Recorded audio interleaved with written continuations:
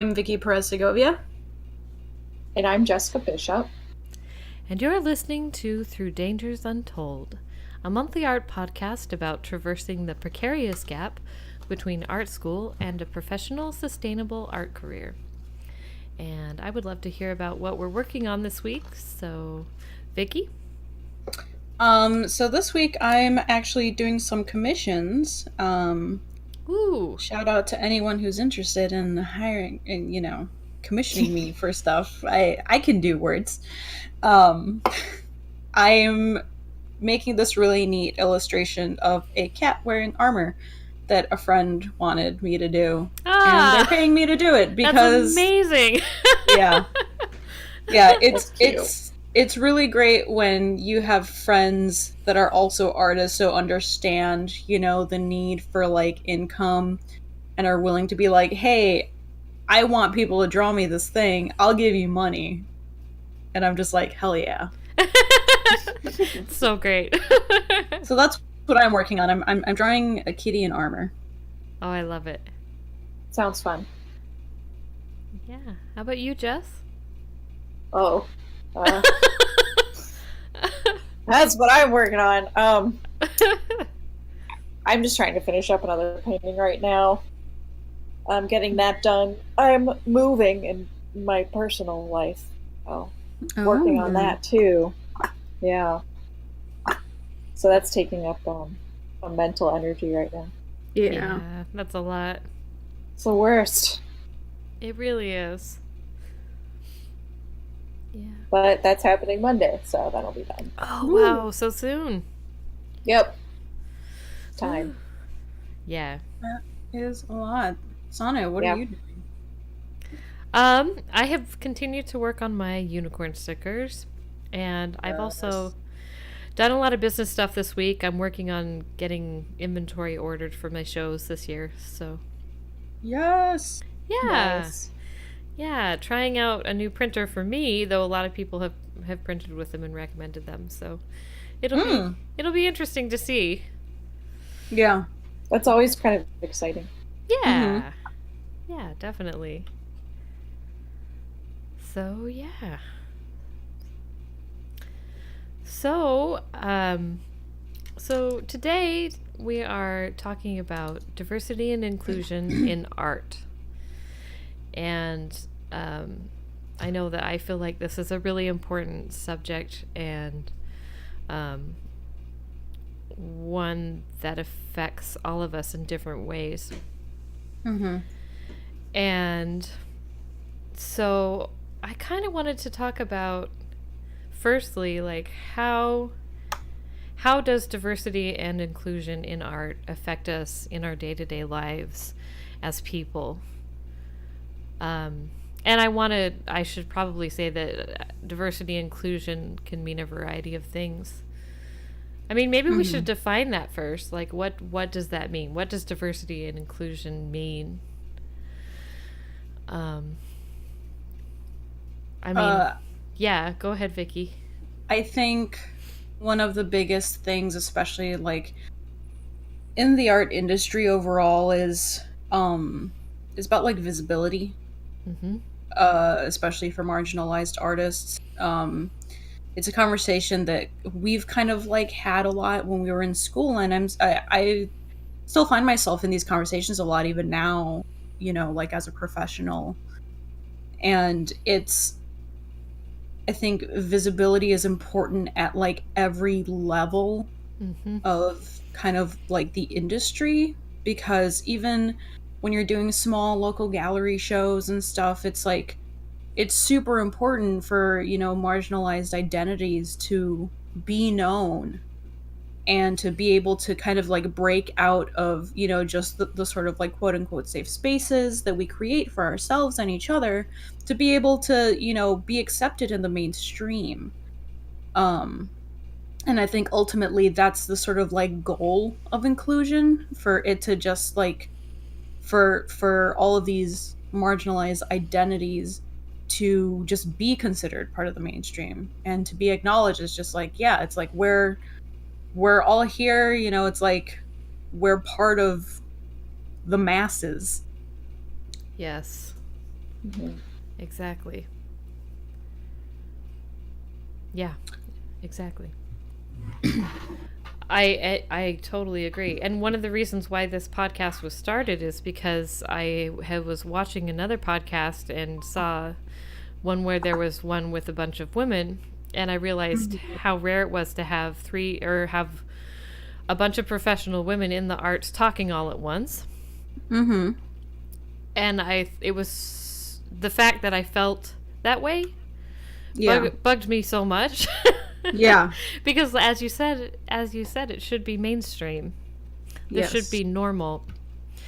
So one of the reasons why I wanted this so bad is because I wanted to continue that, to make it, to be part of that momentum. Yes. For that. Yeah, I think the biggest part of the goal is, I feel like this sounds like almost a bad way of putting it, but almost like being part of that like oversaturation in like a market or an industry. Yes. But it's like we see, okay, like, and literally any professional industry is just like, you know, cis straight white dudes, or even just like cis white dudes. Mm-hmm. And it's like, it's just accepted as normal, and everyone's just like, oh, but everyone's doing it, blah, blah. And it's like, you can't even get recognized because there's so many of just one group that's seen as normal, that it's like, how do you even stand out if you fall outside of that category? Yes. And I think, you know, it's literally just like trying to take advantage of the resources, and, you know, it's like becoming one. It's like being like getting as many people as possible out there and visible, and like pushing them to like grow and work and just be there. And like, it sucks because like we all end up having to do so much more work just to get the same amount of recognition. Right. But once we kind of like do that hard work, people in the future that are like us won't feel so isolated, and won't be, you know, having to like destroy themselves as much just to get there. Right. Yep. That's true. So how do you feel like that's, knowing that, seeing that in kind of your day-to-day life, how do you feel like that affects you, if you want to talk about it, affects you creating art in this space? I feel kind of similarly to how I feel like I've seen, or I guess heard other artists in like other industries talk about it, especially like a lot of other like queer people of color in like TV and film and in music, you know, where it's like there is so much work put into being like, oh, it's like this person is talking about their story as, you know, this marginalized identity in this industry. Tell us what that's like. And I feel like all of us are trying to move past that. And it's funny because like I literally just saw a sketch on College Humor that is about that. Oh, nice. Yeah, where it was like these two people who own these like two like major candy companies, and one is this kind of like very boring like white guy, and the other one is basically this like brown female Willy Wonka.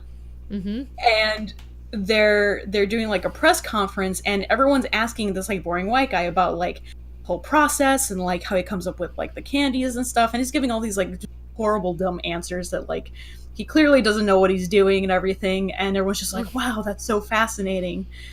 And she's like super excited to answer the same question, and they're like, oh, but what is it like as a woman in this industry? And it's just, that's way too real. Yeah. It's like, okay. Yeah. And she's like, but don't you want to know how I, like the secret to me, like, literally using magic to, like, create this candy and all this stuff? And they're like, oh, yeah, sure. But as a woman... Wow. That's a good one. Yeah. And like, I feel like I've heard a lot more artists and creators kind of, like, trying to mention that more recently, and even just a lot more media being geared towards that, where it's no longer just like, oh, this is what life is like as this thing, and this is how we're different and how we're special. It's like, no, this is how we're normal. Right. Another example, I just finished going through this series on Netflix. It's a sitcom called Kim's Convenience, and it takes place in, like... That's a good show. Yeah. It takes place in, I think, like, Toronto, and it's just, like, a Korean family that owns a small business, and it's, like, just, like, it's not necessarily, like, focused around, like, oh, this is them being Korean specifically, and it's all about them being Korean. It's like, no, it's like, it's a family that's Korean, and this is, you know, their day-to-day life. You know, it's like, these are their struggles as, like, someone who, like, dropped out of high school, as someone who's trying to, like, finish college, as someone who's trying to run a small business. Nice. And they have an amazing, like, super diverse cast. I love their casting, and it's, like, such a well-written show. It's so funny, and I love the dad, and he's just, like, he's so hilarious, and I'm like, that's literally gonna be me when I'm a parent. Like, the way he argues is the way I argue. Oh, no. Funny. And, like, nonsensical. But yeah. Nice. I think the fact that so many of us are just trying to kind of create that media where it's like, okay, it's like, y'all know we're here, now let us make the stuff we know we're good at making, you know? Yes. Yeah, I totally get that. How about you, Jess? How does it affect you? I mean, I think, like, it affects me, like, a lot. Like kind of like how we were talking about earlier, just, like, it affects you in ways that you don't even, like, think about until it's too late. Mm-hmm. You know what I mean? I mean, this is a little different, but, like, growing up, this is going to sound really bad, but growing up, my dad always told me that I had an advantage being a woman and wanting to be in the game industry. Wow. Because I was a woman. Because there weren't that many of me. Mm-hmm. And people would want to hire a woman. Mm-hmm. And, like, it's like, when I grew up, I realized that was weird on several accounts. Yeah. Because one, he meant I have boobs. Yeah. Right. And then two, he, and I have realized this about my father, he is optimistic in very strange ways. No. Like, he's normally, like, kind of, like, nihilistic, but then, like, he's just got this kind of bubble view of things. Mm-hmm. And it's like, well, why would people judge women like that? Like, father, you just, like, don't quite grasp it, do you? Yeah. But he's the same way about racism as well. He's like, well, I don't get it. Yeah. Like, Dad, okay. Whatever. But yeah, so, like, that for me, and, like, always being told that, and then getting older, and then having to, like, reframe my entire mindset. Mm-hmm. And where I realized I'm actually, like, at a disadvantage, and, like, yeah. This is one of my favorite things to bring up. But I don't know if you guys went through this. I feel like Sonnett and I, we've talked about it before. But, like, when I was a kid, I was, like, really into video games, and I watched, like, a lot of anime, and I, like, looked at, like, a lot of art covering those subjects. Mm-hmm. And as a kid, like, I didn't understand when something was, like, sexual. Okay. Or wrong. So, like, maybe not wrong, but yeah, wrong too. And so I used to like draw all this stuff, right? Like copying things out of books with like big breasts or like where you clearly see like a vulva, right? And like to me that meant nothing, right? But like I had no idea like how sexualized some of the things I was like exposing myself to were. And I just like remember moments of my mom like visibly losing her mind. Yeah. But like trying not to upset me. Right. And like be supportive, and like those are like little things that have kind of stuck with me. But also going back on something you guys mentioned earlier, like Sonnett, how you're talking about how it was rare to see like all these women in one spot, like without men. I feel like there's still this idea that to make something legitimate, you need like that white guy involved in it. It's like, well, how are we going to get the white male audience without a white male person? And I feel like that stigma is still like very prevalent. Yeah. And that's like, that sucks. Yeah, definitely. Yeah, it's like our society and the way we're sort of taught to create things, it's with the idea that like as if men weren't like, you know, roughly 50% of the population, as if they were like 80%. Right. And like a lot of that like art and stuff, especially like video game art, it was like I thought it was supposed to be catering to that. Yeah. And like it never occurred to me like that I could be like, because I guess like it wasn't like cool. And I'm talking about when I'm like pretty young.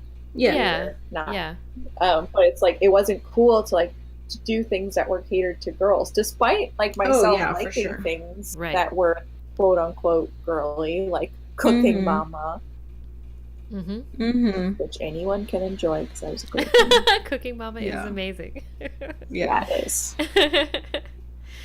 That still exists though. I mean, you see it for sure still in art in general. There is the continued idea that anything that is associated with women or children is less than.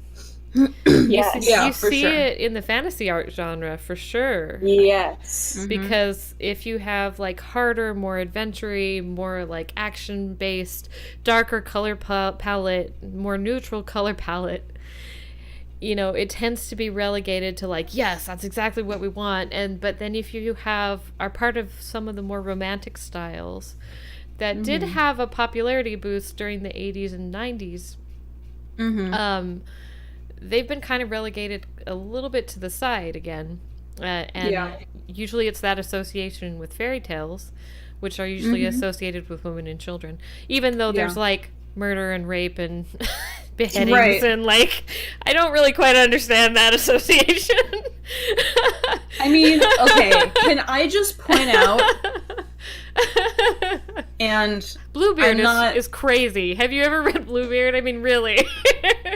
I haven't. Anyways, but go I'm ahead. thinking about even contemporary things, and this is gonna be very blunt, and I obviously not an attack on you guys, but if anyone listening in the future gets angry about what I'm gonna say, I don't fucking care. But the ridiculous amount of like white girls that I know that are obsessed with murder and serial killers. I mean, seriously.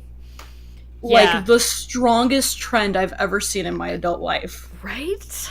And I'm just like, y'all are crazy. Yeah. You literally haven't sat around at a sleepover when girls are scaring each other. I mean, seriously. You don't know. Girls can be very scary. It's like the obsession is what strikes me. Because it's like Ted Bundy. Yep. Yeah. Like that whole thing with Zac Efron right now. Yeah. Like as an example. Yep. I mean, I just want to say that Jeffrey Dahmer was obviously the hotter serial killer, objectively. Just wow. The idea that that's a statement to be made. I know, right? Like, what? I'm like, no. But there you go. Objectively, that's the one serial killer obsession I get when it comes to white women, because he's a safe serial killer to love. He had no interest in white women. Oh, wow. Or yeah. women. But like, yeah, exactly. Point illustrated beautifully right here and right now. I'm sorry, I'm tired. No. Here's the thing: fairy tales were a bunch of women really bored, hanging around, doing a bunch of boring menial tasks, and so they were writing a lot of stories as. They were telling each other stories to tell each other, like, warnings and tell each other, like, silly body stories because they were bored. Yeah. So, I mean, if you're wonderful. weaving all day. Yeah, you're weaving all day, you're churning, you're doing all these different tasks that are very repetitive. So you make up stories to spend the time, you know? It's your Game of Thrones, but you're there, sitting there, you know? So, Yeah, totally. Yeah. So, if you have never read the original Grimm stories that were all gathered by women, They're great. yeah. And you want to get the earlier ones because they get abridged through Victorian times to be more and more stupid. Yeah, I like for like the whole thing was just that like recently I started to realize how many different times like white girls that I know have started a conversation with me where they're like, so it's kind of weird, but I have like this thing for like serial killer podcasts, and like that whole murder mystery thing is just so cool to me. I don't think it's like it's that sort of like, oh, I'm not like other girls moment, and I'm just looking at them just like, all right, this is like number 20. Okay, I see what you're saying. So I was like, I love that shit. It's like, but I see what you're saying. Yeah. Like, yeah, because it's not like, it's actually not out of the norm to be curious about that stuff. Yeah. No, you know, like it's pretty normal. Yeah. So I see what you're saying, where people are like, okay, yeah, I where get it's a lot you. of like, oh, I know, you know, it's weird. I'm just like, why? Shut up. You're not the first one that is obsessed with murder. Yeah. Because like, it's like, of course you are. We all are. Well, like it's like I feel like it's this thing in like, I don't know, some like white girl culture thing that I've noticed, because it's like there's definitely people that have a taste for like horror and like morbid things, people that are into like gory stuff. It's like I mean that's not exclusively a white thing, obviously. I know so many people that love, you know, horror for various reasons, whether it's, you know, classic kind of like more thriller stuff, or, you know, I know a lot of people that are just like super into like slashers and just think like gore and like really over the top special effects are great, and it's like, yeah, sure. Like there's so many different like flavors of enjoying horror that I've seen, and it's like there's definitely stuff that like I myself am really into. I'm not like a big horror buff, not like some people that I've had conversations with. But like they're yeah.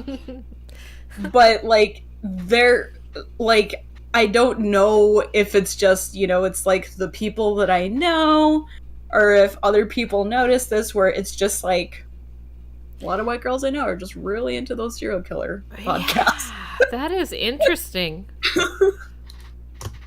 I think we could go into like some pretty deep observations about why that is, but I also feel like that wouldn't be like a 3-hour podcast. Yeah. I've got some serious thoughts on this. Yeah. Yeah. Like, I think there's like definitely a rational explanation. Mm-hmm. But I think there's an explanation. I don't know if it's rational. Yeah, that's probably true. Or at least maybe just like unconscious, something unconscious. Mm-hmm. Yeah, it's definitely a subconscious thing. It's safe to love a serial killer that's, already been executed. That what?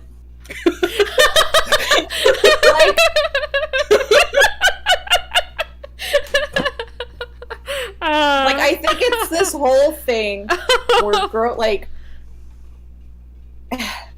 they're the ultimate bad boy, and it's safe to like them because it's not like you're actually in a relationship with them.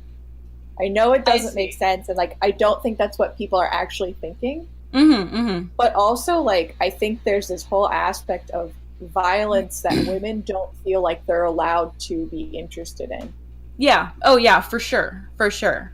Mm-hmm. And I think that's part of the appeal. And it's like okay to say because there's like 10 million serial killer documentaries, Mm-hmm. Mm-hmm. I think also I appreciated I don't listen to My Favorite Murder very much. I listen to one episode because I get too scared. Mm-hmm. It makes my anxiety really bad, but like that's fair. So but I appreciated how they framed it, and they were saying that they're already very anxious people. Oh. And so this is kind of like preparedness. Mm-hmm. You're probably going to get raped and murdered, so you might as well prepare yourself. Oh my god. And that seems kind of true to me in terms of how we live in our society. Mm-hmm. How we move through the space in constant danger. Yeah, totally. Yeah. It's like some sort of weird security. Mm-hmm. Like you said, Sonnett, I think I think both of you kind of touched on that. There's definitely a lot to unpack because, I mean, more speaking for myself, I obviously do not speak for people of color as a whole. Mm-hmm. I am only one person. But the idea of like, because like I'm trying to figure out a way to say this without making sweeping generalizations.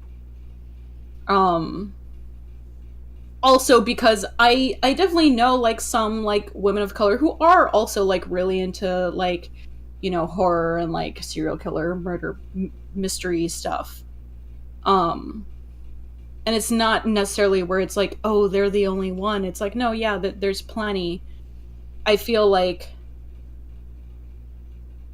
I don't know if it's part of the just like general like whiteness of like just being comfortable with expressing it and like knowing that like, yeah, like it's totally a thing.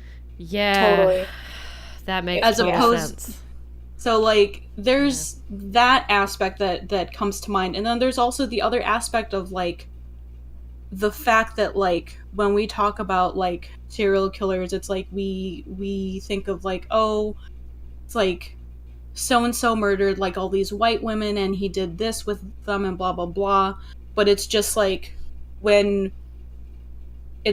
we think about serial killers that color, it's like that's not even brought up. That's not a thing that's even discussed, even though, I mean, it's not like it's never happened. It's something that's been ignored. Oh, wow. Totally. And so it's like, also like knowing the sort of like, I could potentially be speaking out of turn here, but like, it's like when you're kind of when you're experiencing that like intersection, say like for a Black woman, it's like knowing, how much more in danger you are existing versus, other women of color or, versus like white women. It's like, it's a much different reality of like knowing how you're seen socially and like being hyper aware of your safety versus how society, sees you and chooses that like, oh, you need to be protected because you're a white woman. you know? Right. Yeah. That makes sense. I can totally see that. And again, it's not to say that like there aren't like people of color who aren't into like really cool like horror shit, like murder mystery stuff, unsolved crime stories.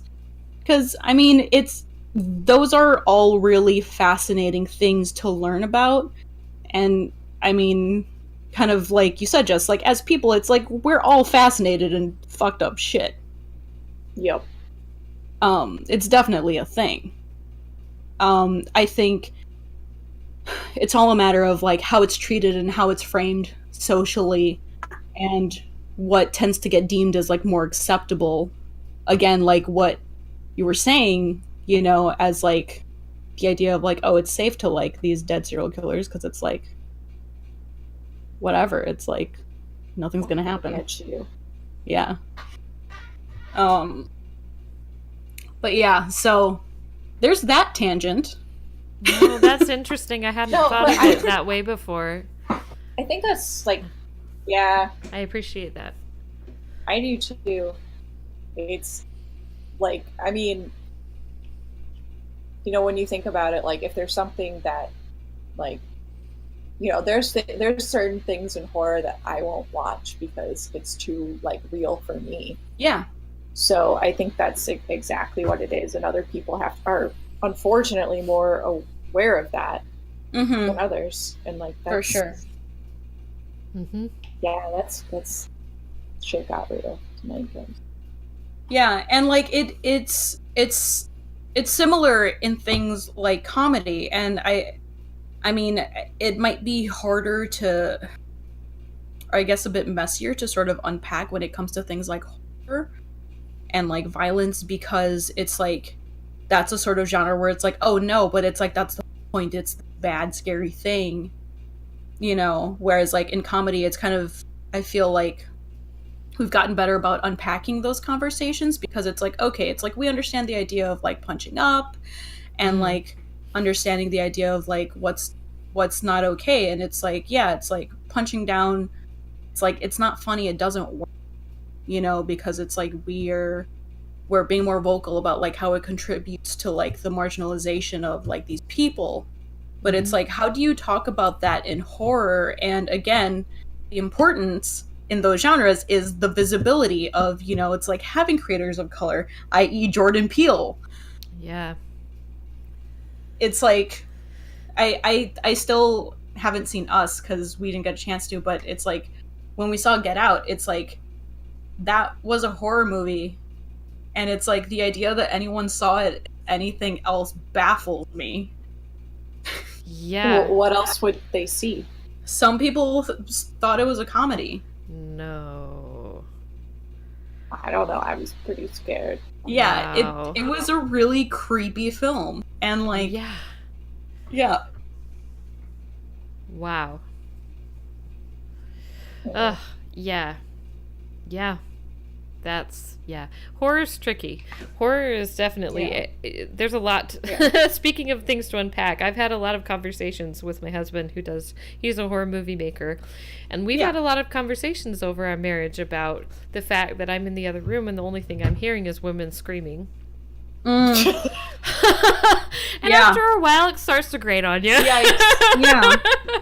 And we've had conversations about it, but we've had some really great conversations about it, about talking about, because he writes his own movies, and he's very very feminist, and this same topic is very important to him, so like he's always constantly trying to do better with that. And so we've had complicated conversations about that, about what horror means, what is the fairy tale aspect about it, what's the purpose, and how do you do it without objectifying the people within it, how do you get more inclusive in your casting and in your writing, you know, like all of that. So I think there's lots of conversations to be had. You know? And this is a nice segue. So let's talk about how it affects our art. Because, and I guess, maybe I'll go first because I haven't talked too much. Which is fine with me. I'm enjoying the conversation. You guys go first. Okay. So I appreciate this first part of this conversation because I feel like it kind of goes to illustrate at least a little bit about how much there is kind of swirling around us at all times. And how much we kind of just have to deal with when we come to the page to make art. Because you have all these things that you're dealing with in your life that are just regular, everyday things. But then you also have this structural stuff. And you kind of have a choice to make. You can kind of, or many choices, you can kind of go to your art and say, well, am I going to ignore this or am I not? And that's a tough choice. And I think everyone has a right to that choice. Do you have like an example? Well, I mean, all I can speak is from my own self. But I will say that I was tired of seeing only white people in fantasy art.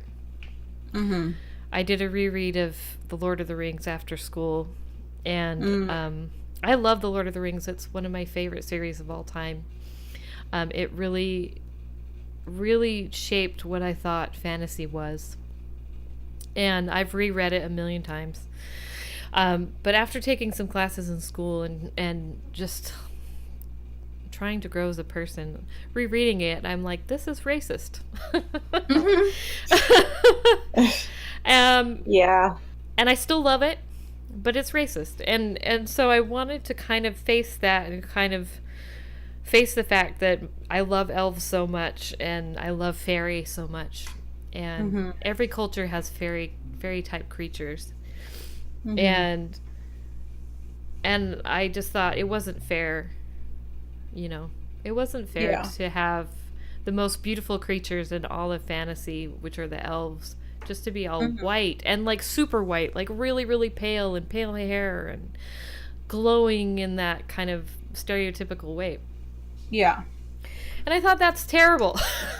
Yeah. Like vampires. That's, kind of like vampires. I'm like, that's terrible. But even vampires, like, why? Why? So I just... That's why Blade rules. Exactly. Blade is awesome. So yeah, I just wanted to be a better person. So, and I also wanted to be part of the change. And like Vickie, like you said, trying to make this, like, what is it, critical mass? Like where it just becomes that this is normal. This is the thing that's normal. This needs to be the thing that we just see as everyday, because that's the world we live in. Yeah. Like those are my neighbors, these are my friends. This is my life. Like, why shouldn't this world look this way, Yeah. And like, I kind of want to talk a little bit, or actually, before I go into another deep dive, Jess, you have stuff to contribute. I mean, totally feel Sonnett on that. I just read Lord of the Rings. Oh. Yeah. I finally read through it all. So that's all very true. Yeah. I guess for my art, I think the struggle for me, like I feel bad saying this, but like for me, one of the biggest things has been kind of what I was talking about earlier, trying to draw women that aren't so stereotypical or so like what like a male wants to see, or like so like idealized. Yeah. Yeah. And like the one I'm working on now, like I used myself as a model, and you really can't see much of the body. But like still, like it's like little things, and like where I was like modeling off myself and trying to accept like certain things about myself, and like for example, like in my new piece, like the arms are bigger than I would ever typically draw. Because like in my head I'm like, well, women are supposed to have like small arms. Right. Like, it's like the stupidest stuff. Right. you know? And like, so I've been working on trying to retrain that. Mm-hmm. And like trying to Nice. find a balance of like where, because like I like drawing women and like trying to find a balance of like I always end up drawing like white women, but trying to do more that are like racially ambiguous, or Mm-hmm. like half the time I like just stick animal heads on them because like who cares?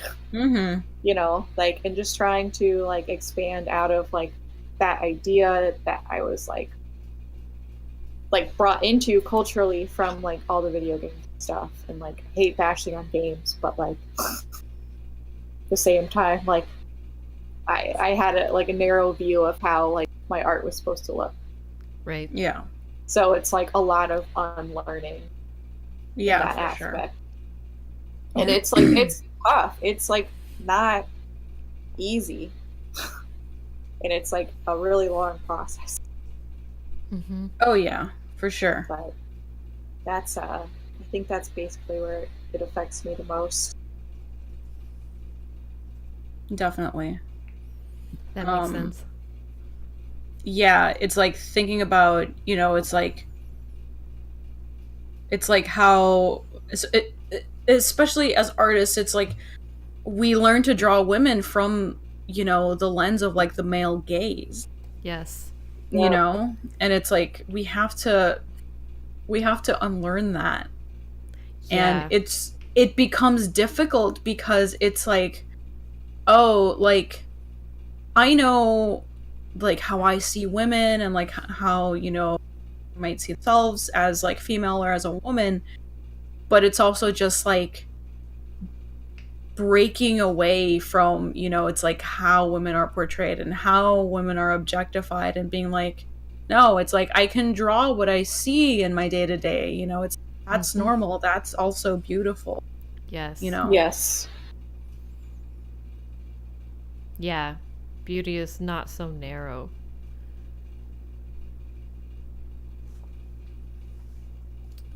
Yeah, it's hard. It's really hard. shown as like the ideal. Right. And that's where it becomes, this sort of like detached fantasy. Yeah.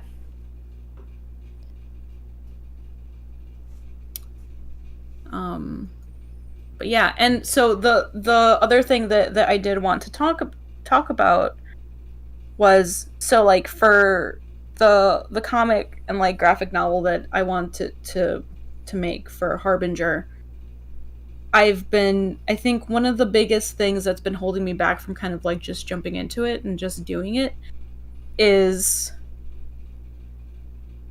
just because like of the characters that I have, that I've taken so much time to like develop and design, and like I put like so much love and care into them, but also because of like who they are as characters, and like knowing that I can't take on the whole project myself, knowing that like I want to get other writers and other artists to help me work on them.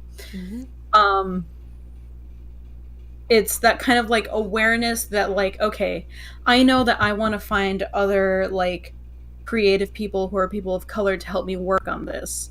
It's like one of the main characters is a Black woman, one of the main characters is an Asian man, and it's like I want people who, who feel like they know how to create characters like that and represent them well, even though it's like this is a totally like fantasy fictional world where it's like, oh yeah, it's like a lot of the like racial struggles didn't manifest on this world as they did for us, but it's also like that's never a reason not to get, creators of color Oh, yeah.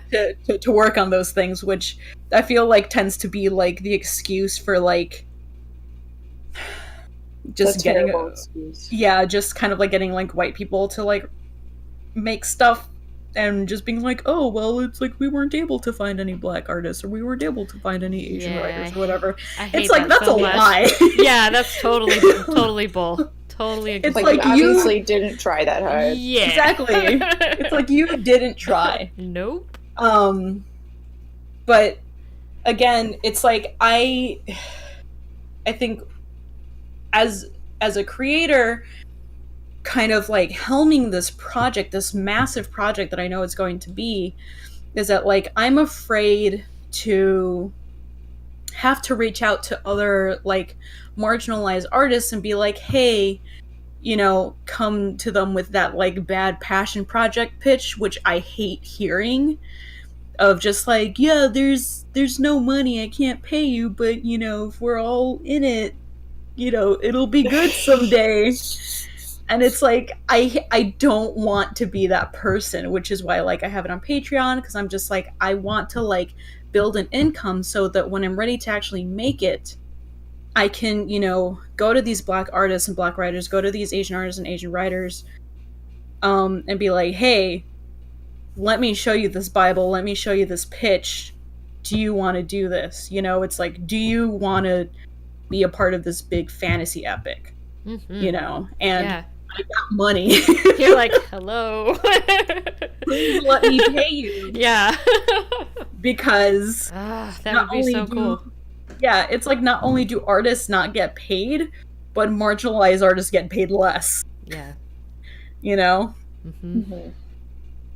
And it's just like how, like, that is always my like biggest struggle. And I know,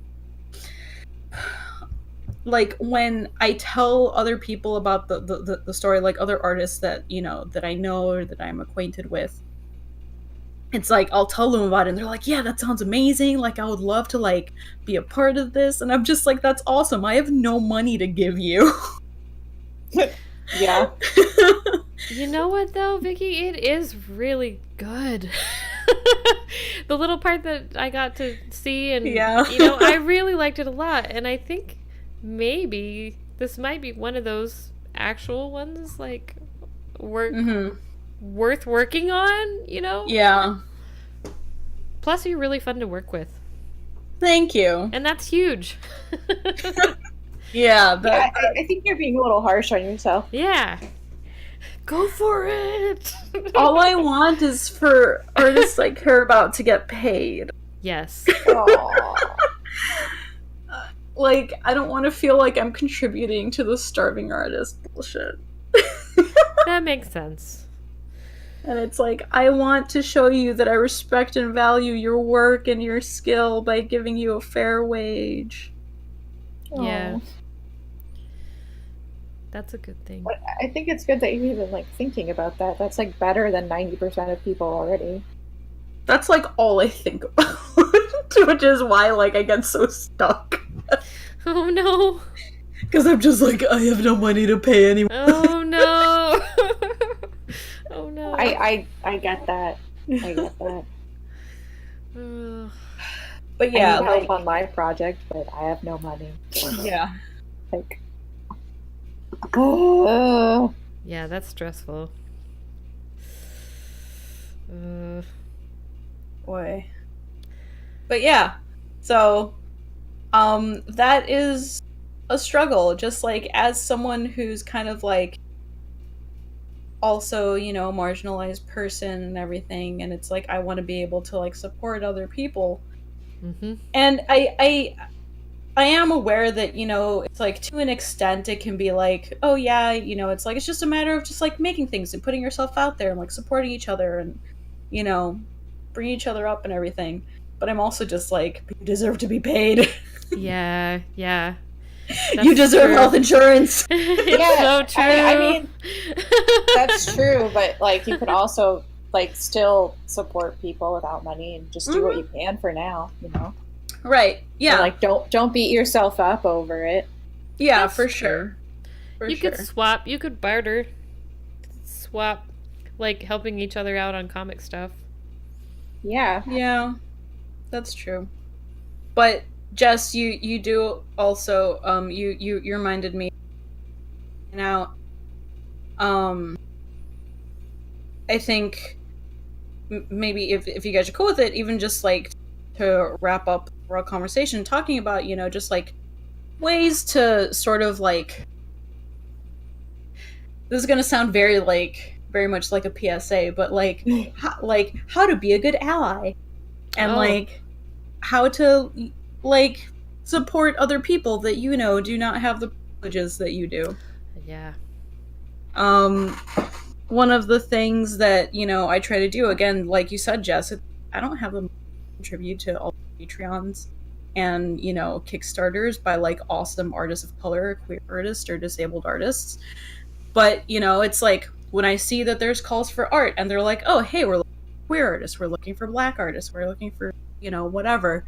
I try to make sure to send that stuff to, all the people I know. And especially in like conversations like pertaining to certain groups. And I do also again want to mention, just because I know I kind of briefly like touched on it earlier when we were talking about stuff, I do not speak for other people. I do not speak Black people. I do not speak for other Latinx people. I purely speak for myself. Just to put that out there. Mm-hmm. My input is strictly based on like what I've observed, which is not everything that has occurred. Wow, it sucks that you have to put that disclaimer. I mean, because just to be safe. Yeah, that makes sense. I would much rather, people be aware and understand that I know I don't speak for other people. Yeah. But that is also kind of like one of the biggest things is that like when you know that like there's a conversation happening about someone or a group that you might not be a part of, or someone's asking you something, it's okay to relegate or to kind of, shift it over and be like, hey, I can't speak on that because I don't experience this thing, but let me point you to this person who does speak about those things. And that doesn't mean, oh, if someone is talking to you about like Latinx issues, to be like, oh, let me have you talk to my one Latin American friend. No, don't do that to your Latin American friend. Yeah. That's awful. Yeah, no. Instead, be like, hey, here are some resources on that topic by, activists. Mm-hmm. That's more what I'm talking about. Please do not put pressure or do not put people on the spot to answer questions because, again, most of us are just trying to live our damn lives. Yeah. Yeah. Seriously. Yeah. But yeah. I did a lot of ranting. No, that's okay. That's fine.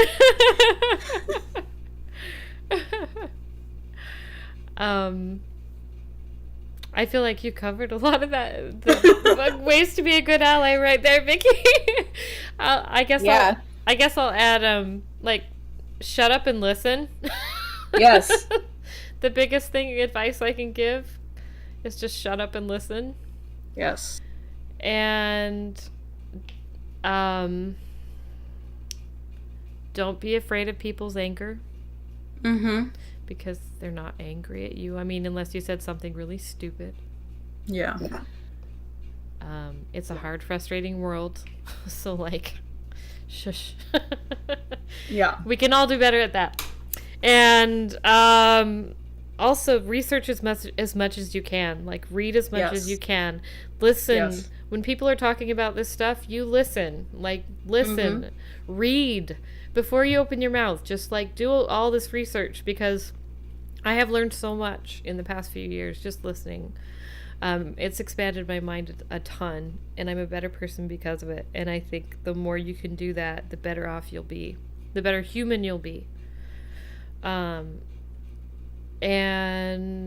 especially when it comes to art, be careful of stereotypes. And that's where research comes in. Like, definitely watch what you're doing, because, like, there's some old embedded gross stereotypes that can be accidentally racist, and so you kind of really have to be vigilant about that. Yeah. And that's a good one. Yeah. Mm-hmm. So those are the things I've learned over the years. Jess, any? I mean, yeah, that's you guys pretty much covered it. I think, like, one big thing just to add that I see people do a lot is when they're like asking about, like, sometimes I see people put on a front where they're like explain this to me, but then they want to like argue about it. And like, or like get defensive about it, like they think you're attacking them. I think that that's like a big thing. Like if you're gonna listen, actually listen, and don't like fight. Don't like come have a comeback. No, yeah. Like, and that's I've seen that so many times. So it's like just like if you like, it's okay to not understand something, but it's not okay to like be rude about it or disrespectful. Yeah, because it's like one of the biggest things to understand is that like when people are, you know, just trying to exist, and you know, other people who don't share those experiences and they're just like, hey, tell me about it, you know, it's like no one should have to go through that emotional labor of explaining their experiences or how they exist in the world. Because that's a lot, because it's like there's one existing, everyone's experience is different, and it's just like a lot of times people will like try to use that as an excuse to be like, oh well, so and so said that this doesn't bother them, and it's just like, yeah, that's one person, right? Yeah, that's just exactly. Yeah, out of how many people exist? Yeah, like come on. Yeah, it's ridiculous. But yeah, again, I mean, I think we all are, but I do want to point out that it's like I'm trying to learn to like be better about like speaking about these things. Again, like I mentioned before, I don't want to step on any toes. I don't want to speak for other groups that, you know, I don't identify with. And I want to point out, it's like, yeah, you know, it might feel a little embarrassing when someone's like, hey, you said you did this thing that's kind of shitty, but it's like you have to, like Sonnett said, you know, it's like, shut up and listen. It's like if someone's telling you that you did something hurtful, it's like you should do it even, you know, when it comes to things that like aren't about, you know, people who are different from you, like even when it's just like amongst people that like you have everything in common with, you know, if it's family members, just like interpersonal relationships, listening is so important. You know, if someone tells you that you did something hurtful, you need to understand that and process that exactly, and learn to accept it. Learn exactly. Learn and grow, be better, be an advocate for helping other people change. Like if you know that you used to do something shitty, you know, it's like no one knows better than you how shitty that thing is.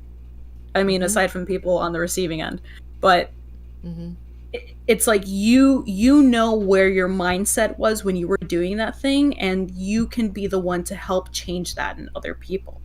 Again, people need to want to change for it to work, which is the hardest part. Yeah. I have one more thing to add. Yeah. Please do. Kind of bouncing off that.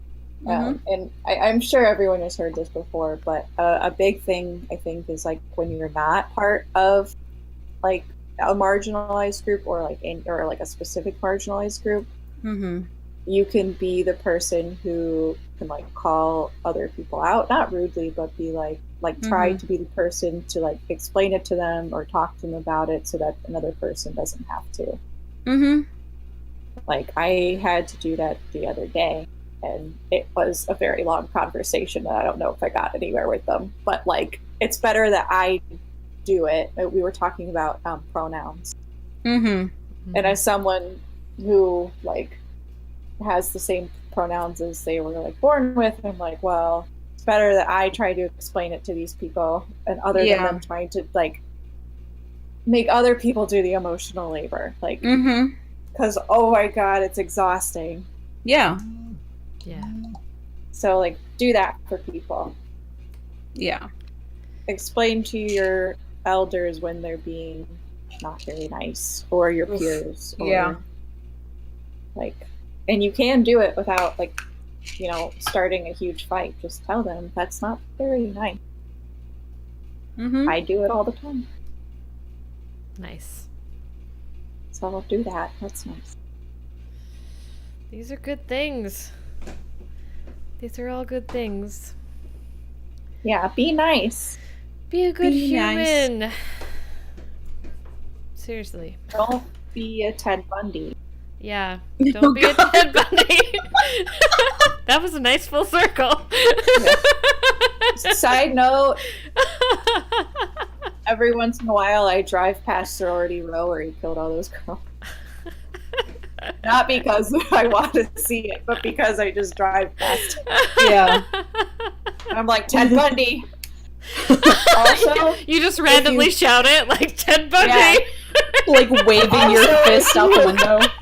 If you Wow. Google University of Washington, Mm-hmm. he is like the number 1 or number 2 famous graduate That's weird. listed God. on the internet. I That find is that alarming. It is. Sweet Jesus. Wow. Okay. Well, on that note, ends the podcast. Well, thanks, guys. You've been listening to Through Dangers Untold. And our logo was created by Karen Hodo. You can find her online at I can't talk now, kmhododesigns.com. And you can find me at sonnettshline.com or at Instagram, Facebook, Twitter, at Sonnett Shelline. And also on Twitch. I try to stream every Wednesday, whether it's the podcast or something else. So come hop over and say hello. And everybody else? You can find me all over the internet as Victor. Please become a patron because I'm broke at patreon.com/Victor. I'm so serious. I want to be able to pay people. It is. I want to pay creators. You can find me on Twitter at Victor, Instagram at Victor. I've been trying to post more on Instagram because I'm bad about it, and I love Instagram. Facebook.com. Yeah, I've been doing it. Facebook.com/Victor. Website is Victor.com. You can contact me for commissions. Through email, victoria@victor.com.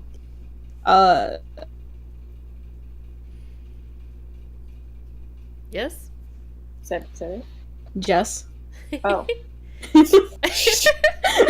You can find me everywhere at JRU Bishop, which is my initials in my last name. And I mostly use Instagram. All right. Yay! Great. And please join us on June 12th for our next podcast. And thank you so much for listening. And we will see you next month. Yeah. Bye. Bye!